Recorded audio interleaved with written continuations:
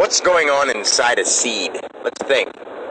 Maybe if I was holding a seed in my hand and I was talking to it like, you can do it, you can grow, just believe in yourself. And there's all these little things inside the seed running around, arguing amongst themselves, saying like, we want to be the best tree we can be. What's a tree look like? I don't know. What would a tree be? I don't know. How would a tree become? I don't know. What are we going to do? So they are all just running around trying to become the best civilization they can inside that seed so that they can sprout into a tree. And as they start growing, they go this way and they go that way. They get different branches, they get different roots, they go different directions, and those directions cut off.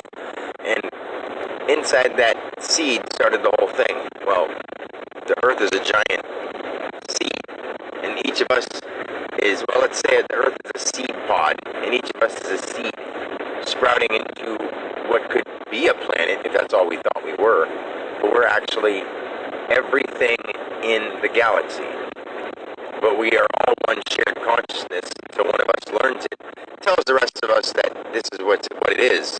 We all start practicing common things and working towards a civilization that is absolute paradise and heaven, which you can manifest anything in front of you at any time. Which is when you wouldn't want blood and gore and pain and suffering. You just wouldn't have it. It wouldn't be there. You would live forever. And you could be in a human body, you could change bodies, and you would do it by will, not by technology. And it sounds whatever, but it's not impossible. In fact, it's happening right now. It's just nobody else is there. And I don't want to go there by myself because that would seem crazy. But I know it's there because I've been there. And I go there often. No one thinks Bert Goldman's crazy for going to other dimensions. I looked him up after this happened to me. And he's an 80-year-old man. And he's a millionaire because he made some cool paintings. And he talks about it like it's whatever. And he didn't get it completely. And if he did, then he didn't say it completely. There's more than you think.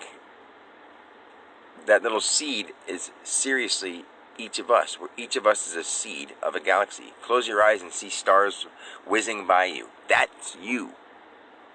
Like, picture going at light speed with your eyes closed. That's who you are. That's what we are as an entity inside a body. We are that.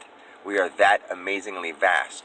But we're all one consciousness sharing it until we all find out and learn together so that we can grow together. Because we can't grow individually. We can grow individually until one point, but then we have to come together and grow together.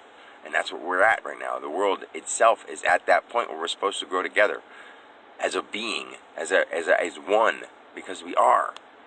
We're one with all galaxies and all cosmos, and everything in this planetary system is showing up somehow. Aliens and those things, they're all real, but they're showing up in different forms because that's all we can do for our own safety, because we're not that stupid, but we are somewhat stupid as to what we are, and it's unfortunate. And people like me are looked at as crazy, and people that people that have come up with any invention at first were crazy, but this isn't an invention. Like, anyone who's had any kind of revelation who didn't dive into it anymore, they probably stopped at a certain point or else stayed comfortable at a certain point and didn't keep diving. I'm going deeper and deeper and deeper and deeper every day. And it's so deep. People are going to drown in the knowledge and the wisdom of what we really are. And it's amazing. It's so good. We are everything. But what are you supposed to do next? You can't just say, hey, from now on, let me purchase a license for all land and all animals. Like, all animals I own them. So anyone shooting any of my animals is breaking a law. Because if you have a dog or a cat, or even if you own a goat or a cow, or say if you own deer, if you own a deer ranch, people can't just come up to your deer ranch and shoot them, pow, because you own them, and they're under whatever by the law. So that if you go to a place and there's a certain animal, an eagle is on the wildlife reserve, and you can't shoot it. But if you stomp on a bug or rip a worm in half, it's not a big deal. But why isn't it? Because we aren't that compassionate towards little things? Why? Because we're so superior? We shouldn't be. But, that's going a little too far. Let's just go with regular animals. So, what about deer that are out in the wild? You can just go cap one. Oh, but you got a license to shoot one. You're allowed. Okay. That doesn't make any sense, guys, at all. Like, why don't we look at it as in they're all our personally owned animals, and we don't want anyone shooting our pets. You think that with your own pet, right? Even a hunter that goes out and has a dog, He doesn't want to go shoot his own dog, does he? And if somebody comes and shoots his dog and says, because I was hungry, I needed to eat it. Now, I couldn't get, some plants or some vegetables or some other stuff that grows off the wild. I had to shoot this animal and eat it.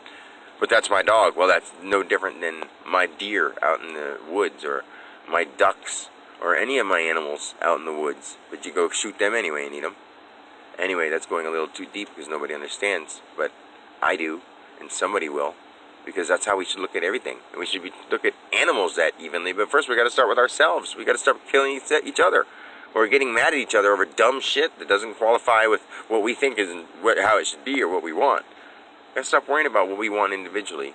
Grow individually without needing anything. And then you'll see who you really are. Alright? Peace.